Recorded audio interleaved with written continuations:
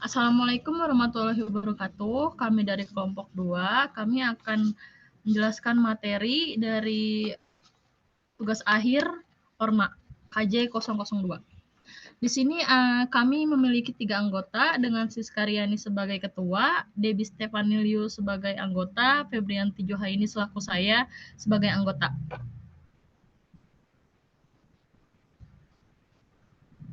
Kami akan menjelaskan tentang organizational culture atau kultur organisasi. Yang pertama, ada apa sih istilah budaya organisasi dan sosialisasi itu? Yang kedua, apa sih perbedaan tentang budaya positif dan negatif dalam budaya? Yang ketiga, ada apa dampak dari budaya organisasi? Yang keempat, ada mengapa spiritualitas dianggap memiliki beberapa manfaat positif di tempat kerja. Selanjutnya akan dijelaskan oleh Siskaryani.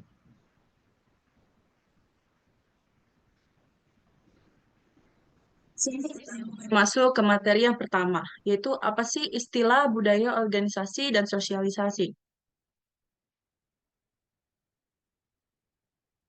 Meskipun budaya organisasi merupakan konsep penting untuk memahami perilaku individu dan kelompok dalam sebuah organisasi, terdapat keterbatasan yang perlu diakui. Pertama, ada berbagai cara lain untuk melihat dan memahami organisasi, termasuk melalui tujuan dan pandangan sistem tanpa harus selalu berfokus pada budaya.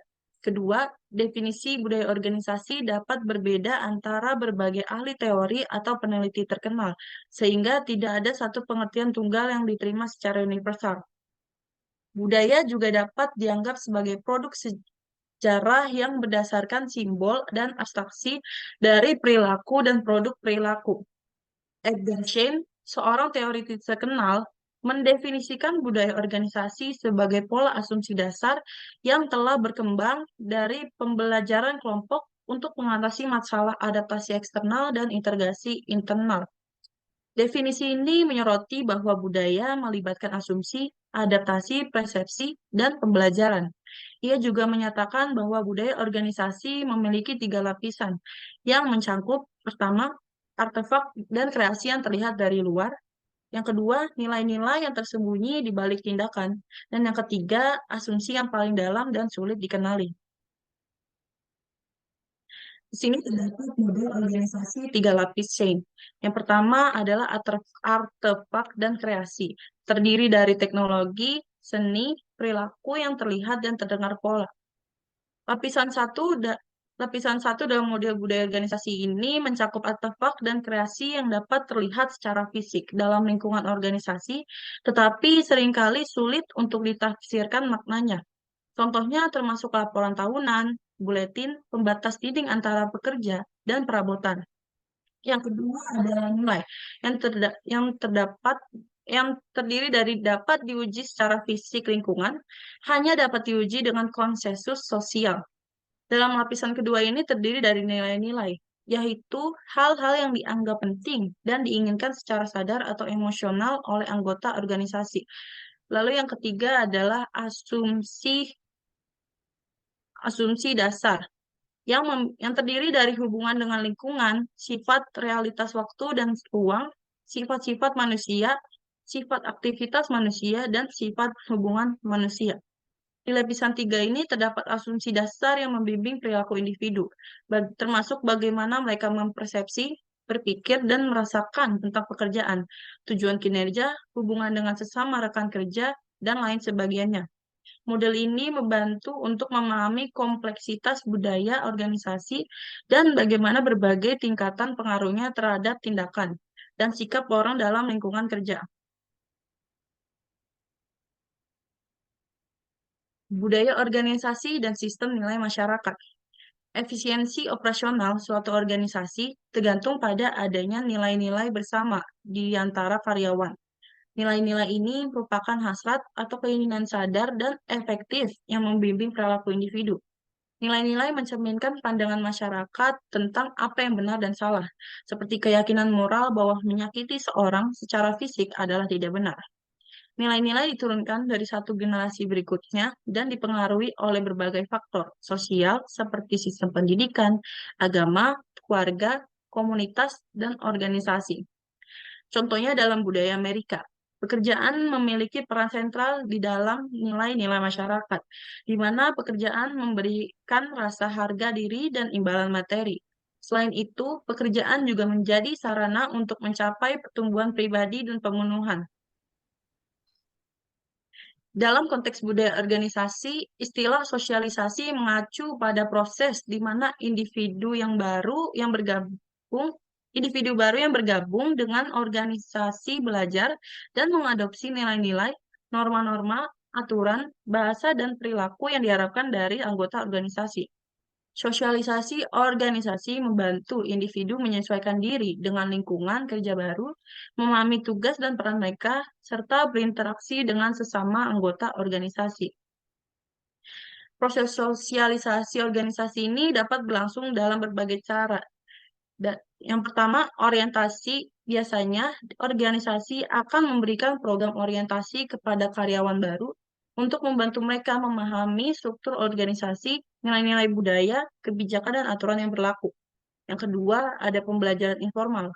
Selain melalui program formal, sosialisasi juga terjadi melalui interaksi sehari-hari dengan anggota lain di tempat kerja. Karyawan baru akan belajar dari contoh dan perilaku orang-orang di sekitar mereka. Yang ketiga, ada pengenalan tugas. Selama sosialisasi, karyawan baru juga akan dikenalkan dengan tugas-tugas yang akan mereka lakukan, serta harapan kinerja yang diinginkan dari mereka. Yang keempat, ada pembentukan identitas organisasi.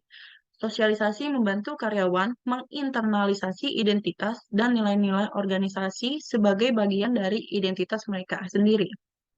Sosialisasi dalam budaya organisasi ini penting karena membantu memperkuat budaya dan norma organisasi, meningkatkan keefektifan kerja dan kolaborasi, serta mengurangi ketegangan dan konflik di tempat kerja.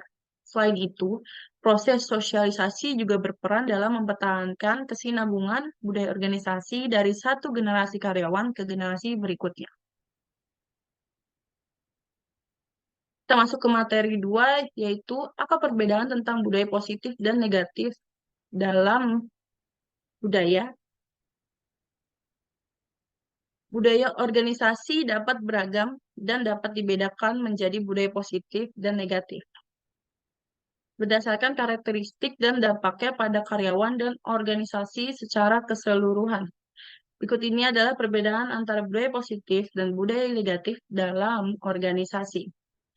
Kita masuk ke dalam budaya positif dulu, yang terdiri dari pertama, dorongan dan keterlibatan.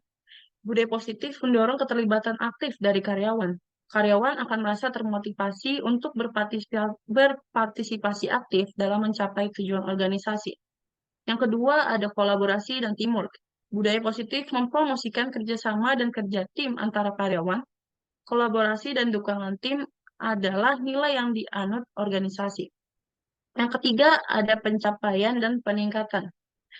Budaya positif mendorong pencapaian pribadi dan perkembangan profesional karyawan.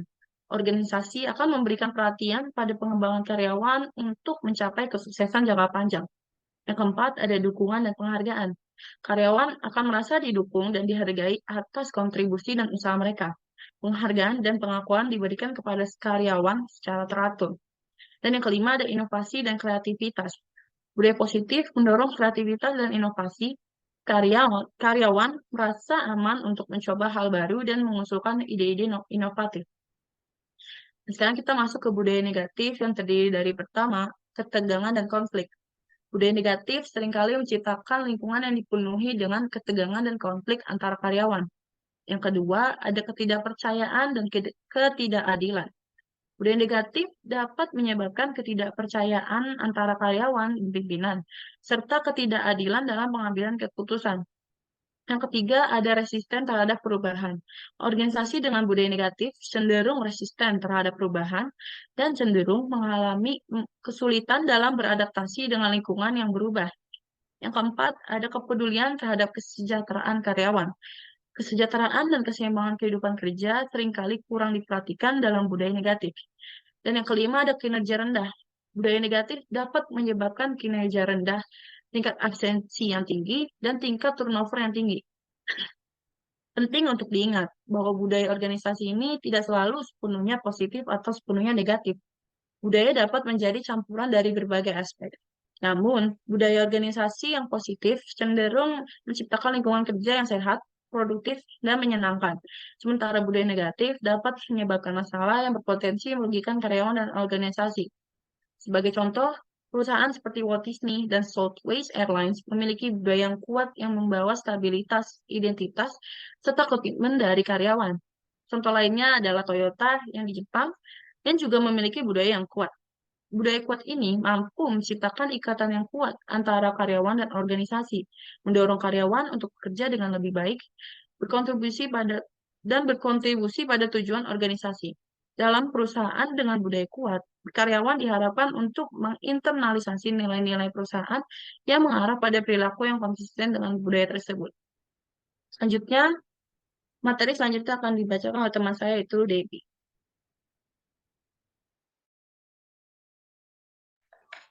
Baiklah, pada materi ketiga di sini ada apa dampak budaya organisasi.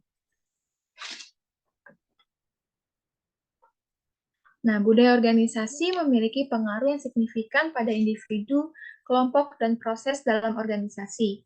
Budaya mempengaruhi perilaku karyawan dengan menetapkan harapan, nilai, dan sikap bersama. Budaya yang kuat, di mana karyawan berbagi nilai-nilai inti, cenderung lebih berpengaruh dalam membentuk perilaku dan menciptakan stabilitas, identitas, kesetiaan, dan komitmen dalam organisasi. Di sini ada dampak utamanya. Yang pertama ada identitas dan stabilitas, di mana budaya organisasi memberikan identitas khas pada organisasi dan membantu menciptakan rasa kestabilan di antara karyawan. Hal ini membantu mengatasi perubahan dan tantangan yang mungkin dihadapi organisasi. Yang kedua ada perilaku dan kinerja karyawan. Budaya organisasi mempengaruhi perilaku karyawan dengan menetapkan norma dan nilai-nilai bersama. Karyawan yang mengadopsi nilai-nilai budaya organisasi cenderung menunjukkan perilaku yang konsisten dengan budaya tersebut dan dapat meningkatkan kinerja dan produktivitas. Lalu yang ketiga ada loyalitas dan komitmen. Loyalitas dan komitmen. Budaya organisasi yang positif dan kuat dan dapat menciptakan rasa loyalitas dan komitmen yang tinggi di antara karyawan. Karyawan merasa lebih terikat pada organisasi dan lebih bersemangat untuk kontribusi pada kesuksesan jangka panjang. Lalu yang keempat ada pengembalian keputusan. Budaya organisasi dapat mempengaruhi cara pengembalian keputusan. Organisasi dengan budaya kewirausahaan cenderung lebih mengambil risiko dan mendorong inovasi. Sementara organisasi dengan budaya birokrasi lebih condong pada kepatuhan terhadap aturan dan prosedur yang telah ditetapkan. Lalu yang kelima ada penerimaan dan adaptasi. Penerimaan dan adaptasi budaya organisasi dapat mempengaruhi cara organisasi diterima oleh pihak luar dan bagaimana organisasi dapat beradaptasi dengan lingkungannya. Organisasi dengan budaya yang inklusif dan inovatif akan mudah untuk diterima dan beradaptasi dengan perubahan lingkungan. Lalu yang keenam ada citra perusahaan. Citra perusahaan pada budaya organisasi dapat mencerminkan citra perusahaan di mata karyawan dan masyarakat luas. Budaya yang positif dan responsif dapat meningkatkan citra dan reputasi perusahaan dan dapat membantu dalam merekrut bakat baru dan menarik pelanggan. Lalu yang ketujuh adalah keberlanjutan dan sukses. Keberlanjutan dan sukses jangka panjang. Budaya organisasi yang kuat dan positif dapat memberikan dasar yang kokoh bagi keberlanjutan dan kesuksesan jangka panjang organisasi. Budaya ini menciptakan fondasi yang solid untuk pertumbuhan dan pencapaian tujuan jangka panjang.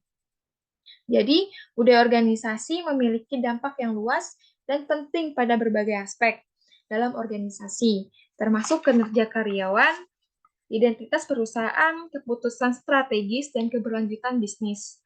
Oleh karena itu, perusahaan yang bijaksana akan berinvestasi dalam pengembangan dan pemeliharaan budaya organisasi yang positif dan kuat. Definisi ini juga melibatkan perasaan batin terhubung dengan pekerjaan dan rekan kerja. Karena pekerjaan adalah bagian utama dari kehidupan karyawan, budaya organisasi, dan praktik dapat berkontribusi pada perkembangan dan pertumbuhan spiritual seseorang. Meskipun penelitian tentang spiritualitas di tempat kerja masih dalam tahap awal, model komprehensif dan penelitian empiris telah dikembangkan untuk menjelaskan bagaimana spiritualitas dapat difasilitasi.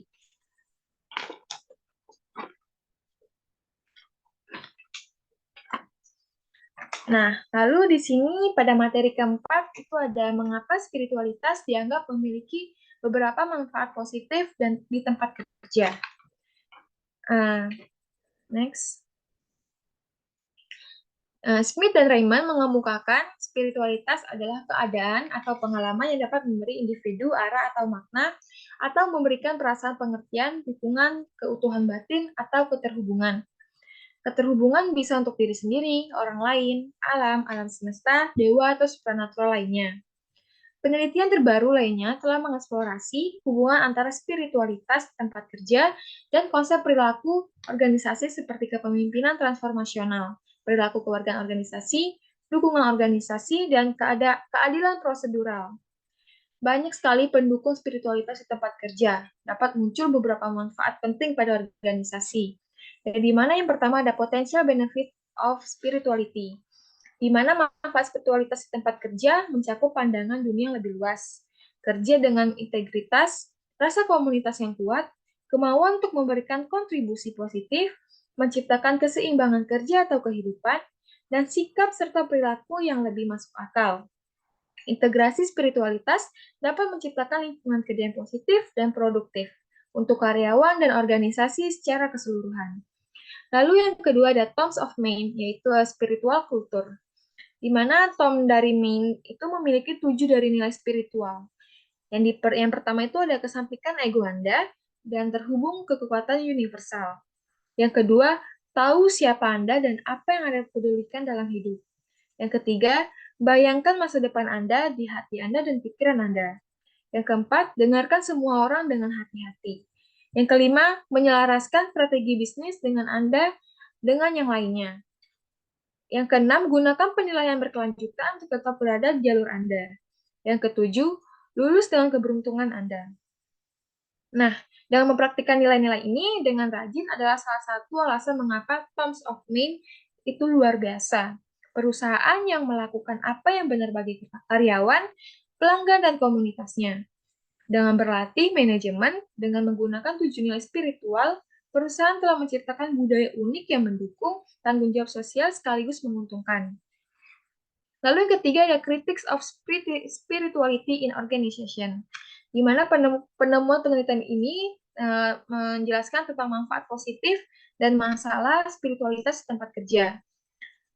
Di mana penelitian yang ada seringkali kurang akurat, kurang memiliki landasan teoritis yang kuat dan desain penelitian yang terbatas.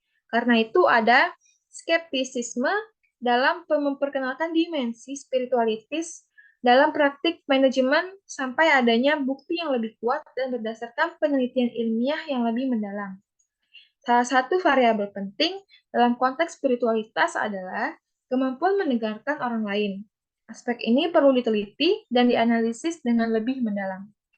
Nah, untuk materi selanjutnya akan disampaikan oleh teman saya, Febrianti Juhaini. Oke, di sini ada 4 tipe-tipe kultur. Yang pertama, budaya birokrasi. Budaya dalam organisasi ini menekankan pada aturan, kebijakan, prosedur, rantai komando, dan pengambilan keputusan yang tepat dan terpusat. Contohnya organisasi di militer seperti TNI dan Polri, dan instansi pemerintah. Ada beberapa orang yang menyukai lingkungan organisasi tersebut dengan nilai hierarki yang jelas dan struktur yang ketat. Selanjutnya ada budaya klan. Budaya ini mencakup karakteristik seperti menjadi bagian dari keluarga dalam organisasi, mengikuti tradisi, kerjasama, semangat, manajemen diri, dan pengaruh sosial. Karyawan dalam budaya ini harus bersedia bekerja keras dan kerjasama dalam harapan mendapatkan kompensasi dan tunjangan yang adil dan merata. Mereka harus saling membantu satu sama lain demi kesuksesan bersama. Contohnya dalam sebuah toko departemen store Nordstrom yang menerapkan budaya ini dapat mempengaruhi perilaku dan kinerja karyawan. Karyawan yang lebih berpengalaman harus membantu melatih karyawan baru dalam cara memperlakukan pelanggan agar pelanggan mendapat kepuasan dalam berbelanja. Selanjutnya ada budaya wirausaha, budaya yang ditandai oleh inovasi, kreativitas, pengambilan resiko, dan berani mengambil peluang. Karyawan dalam budaya ini memahami bahwa perubahan adalah hal yang dinamis, inisiatif individu yang dihargai. Contoh perusahaan 3M memiliki moto, jangan membunuh ide produk. dan memberi peluang serta dorongan pada karyawan untuk berkembang dan mencari peluang pasar baru untuk mencapai tujuan organisasi. Selanjutnya ada budaya pasar, budaya yang dalam organisasi ditandai dengan penekanan pada pertumbuhan penjualan, peningkatan pangsa pasar, stabilitas keuangan, dan profitabilitas. Karyawan dalam budaya pasar memiliki hubungan kontraktual dengan perusahaan dan hubungan kerja tim serta kekompakan kurang ditekankan dalam jenis budaya ini. Contoh organisasi dengan budaya pasar termasuk Nike, Citigroup, Wells Fargo, dan Allstate. Karyawan di sini bekerja sama untuk mencapai tujuan kinerja terkait pangsa pasar dan keuangan. Namun, hubungan tidak cenderung dalam dan lebih didasarkan pada kerjasama fungsional daripada ikatan emosional atau menganggap satu sama lain hanya sebagai rekan kerja saja. Next. Selanjutnya ada sosialisasi dan kultur. Sosialisasi adalah sebuah proses dari organisasi yang membawa karyawan ke dalam budaya yang ada di organisasi. Dalam sosialisasi melibatkan transmisi nilai, opini, dan sikap dari karyawan lama ke karyawan baru. Proses sosialisasi ini berlangsung sepanjang karir individu. Sebagai kebutuhan dari perubahan organisasi, misalnya karyawan harus beradaptasi dengan kebutuhan atau mereka harus disosialisasikan.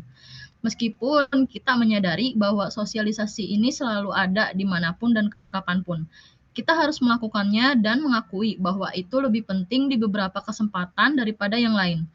Misalnya sosialisasi paling penting ketika seseorang pertama kali mengambil pekerjaan atau mengambil pekerjaan yang berbeda di organisasi yang sama. Proses sosialisasi terjadi di berbagai tahapan karir, namun individu lebih menyadari ketika mereka berganti pekerjaan atau berganti organisasi. Sosialisasi ini juga membuat para karyawan di organisasi menjadi lebih nyaman dan aman dalam organisasi. Next. Selanjutnya ada tahapan sosialisasi. Yang pertama ada sosialisasi antisipasif. Sosialisasi ini bertujuan untuk memperoleh informasi tentang organisasi baru, pekerjaan baru, atau bahkan keduanya. Orang sangat tertarik pada dua jenis informasi sebelum memasuki pekerjaan baru atau organisasi. Pertama, mereka ingin tahu sebanyak mungkin tentang seperti apa pekerja untuk organisasi atau organisasi itu sebenarnya. Bentuk pembelajaran tentang organisasi ini sebenarnya adalah sebuah upaya untuk menilai budaya perusahaan. Beberapa individu mencoba untuk belajar tentang budaya dengan membaca semua yang mereka bisa tentang organisasi tersebut. Berbicara dengan karyawan saat ini atau mantan, dan mengajukan pertanyaan kepada perekrut dan perwakilan sumber daya manusia. Yang kedua, mereka ingin tahu apakah mereka cocok untuk pekerjaan yang tersedia dalam organisasi ini. Individu mencari informasi ini dengan banyak upaya ketika mereka dihadapkan pada keputusan untuk mengambil pekerjaan. Apakah itu yang pertama atau salah satu yang datang melalui transfer atau promosi? Dalam konteks spiritualitas, ada dua kondisi penting yang harus dipenuhi. Kondisi pertama adalah realisme, di mana individu dan organisasi harus mengenali diri mereka dengan jujur dan realistis. Kondisi kedua adalah keselarasan, di mana keterampilan dan bakat individu harus sesuai dengan pekerjaan yang dijalankan. Ketidaksesuaian antara kualifikasi individu dan pekerjaan dapat berdampak negatif pada pekerjaan di organisasi. Yang kedua ada tahapan akomodasi. Tahapan akomodasi terjadi setelah individu menjadi anggota organisasi, setelah ia menerima pekerjaan di organisasi. Ada 4 kegiatan utama dalam tahapan akomodasi. Yang pertama adalah semua individu sampai taraf tertentu harus terlibat dalam membangun hubungan interpersonal baru dengan rekan kerja dan manajer. Yang kedua adalah mempelajari tugas-tugas yang diperlukan untuk melakukan pekerjaan tersebut. Yang ketiga adalah memperjelas dan mengerti peran mereka dalam organisasi dan dalam kelompok formal maupun informal yang relevan dengan peran tersebut. Yang keempat ada evaluasi kemajuan yang mereka buat untuk memenuhi tuntutan pekerjaan dan peran. Yang terakhir ada tahapan manajemen peran. Biasanya tahapan ini melibatkan konflik umum, yaitu antara pekerjaan individu dan kehidupan rumah tangga mereka. Misalnya individu harus membagi waktu dan tenaga antara pekerjaan dan perannya di dalam keluarga. karena jumlah waktu dan tenaga sudah tetap serta tuntutan pekerjaan dan keluarga tetap tampaknya tidak terpuaskan, konflik ini tidak bisa dihindari oleh karyawan. Karyawan yang tidak dapat menyelesaikan konflik ini biasanya sering dipaksa untuk meninggalkan organisasi atau bekerja pada tingkat yang tidak efektif dan lebih rendah. Selanjutnya, saya akan menjawab soal yang pertama. Mengapa penting bahwa organisasi terus berusaha untuk mendorong hubungan mentoring yang produktif antara karyawan tingkat senior dan junior, dan apa saja tantangan yang terkait dengan program mentoring? Tujuannya adalah untuk mendorong hubungan mentoring yang produktif antara karyawan tingkat senior dan junior merupakan langkah yang sangat penting dalam organisasi. Ada beberapa alasan mengapa hal tersebut menjadi prioritas. Yang pertama ada transfer pengetahuan, yaitu karyawan senior memiliki pengalaman dan pengetahuan yang lebih kaya dari tahun-tahun bekerja. Yang kedua ada pengembangan karyawan, mentoring membantu karyawan junior dalam pertumbuhan dan perkembangan pribadi dan profesional mereka. Yang ketiga ada peningkatan keterlibatan karyawan, yaitu program mentoring yang berhasil dapat meningkatkan keterlibatan karyawan, karena karyawan merasa diperhatikan dan dihargai oleh organisasi tersebut. Yang keempat ada peningkatan retensi karyawan, yaitu karyawan yang merasa didukung dan memiliki kekuatan dan kesempatan untuk berkembang cenderung lebih setia terhadap organisasi. Yang kelima adalah membangun budaya organisasi yang positif, yaitu mentoring menciptakan lingkungan kerja yang saling mendukung dan berkolaborasi di organisasi. Tantangan untuk program mentoring ada 6. Yang pertama, kesesuaian mentor dan mentee. Menemukan mentor yang sesuai dengan karyawan junior dan memiliki waktu dan komitmen untuk berperan sebagai mentor bisa menjadi tantangan. Yang kedua ada komitmen waktu. Biasanya kesibukan di tempat kerja atau ketidaksesuaian jadwal bisa menyulitkan ketersediaan waktu yang konsisten untuk pertemuan mentoring. Yang ketiga, komunikasi dan keterampilan pendidikan. Tidak semua karyawan senior memiliki keterampilan komunikasi dan pendidikan yang efektif untuk menjadi mentor yang baik. Yang keempat ada kesuksesan pengukuran, yaitu menilai keberhasilan program mentoring dan dampaknya terhadap karyawan dan organisasi secara keseluruhan dapat menjadi kompleks. Yang kelima adalah perbedaan generasi, yaitu karyawan senior dan junior mungkin berasal dari generasi yang berbeda, dengan nilai-nilai dan preferensi yang berbeda pula. Nomor 6, yang terakhir, penghindaran ketergantungan, yaitu mentoring yang terlalu intensif atau bersifat paternalistik dapat menyebabkan ketergantungan karyawan junior pada mentor, sehingga mengurangi kemampuan mereka untuk mandiri dan mengambil inisiatif. Selanjutnya nomor 2, identifikasi 3 tahap sosialisasi utama. Manakah dari tahap-tahap ini yang paling penting untuk mengembangkan karyawan kinerja tinggi? Jelaskan. Ada 3 tahapan utama dalam sosialisasi adalah sebagai berikut. Yang pertama adalah tahap antisipasi. Tahap ini terjadi sebelum seorang individu bergabung dengan organisasi atau kelompok sosial tertentu. Yang kedua adalah tahap berekstensi. Tahap ini dimulai ketika individu baru telah resmi bergabung dengan organisasi. Tahap terakhir yaitu tahap transisi. Tahap ini mencakup perubahan yang terjadi ketika individu telah sepenuhnya berintegrasi ke dalam organisasi. Dari ketiga tahapan sosialisasi ini, tahap transisi dianggap paling penting untuk mengembangkan karyawan berkinerja tinggi. Kenapa? Karena pada tahap transisi ini, karyawan telah melewati tahap belajar dan penyesuaian awal mereka, serta mereka mulai merasa nyaman dengan lingkungan kerja dan perannya di dalamnya. Selanjutnya akan dijelaskan oleh Debbie Stefani Liu untuk soal nomor 3 dan 4. Baiklah, untuk soal nomor 3, ada pertanyaan yaitu mengapa manajer dari beragam tenaga kerja harus tahu tentang perbedaan nilai di antara individu. Nah, yang pertama itu ada pengelolaan tim yang efektif. Memahami perbedaan nilai di antara individu membantu manajer untuk mengelola tim secara lebih efektif. Yang kedua, motivasi dan kepuasan kerja. Memahami nilai-nilai individu membantu manajer untuk mengidentifikasi faktor-faktor yang dapat memotivasi karyawan secara pribadi. Lalu yang ketiga, pengelolaan konflik, di mana ketika terdapat konflik di antara anggota tim, pemahaman tentang perbedaan nilai dapat membantu manajer mengatasi masalah dengan lebih bijaksana. Yang keempat ada diversitas dan inklusi, di mana lingkungan kerja yang beragam mencakup berbagai latar belakang dan nilai-nilai budaya.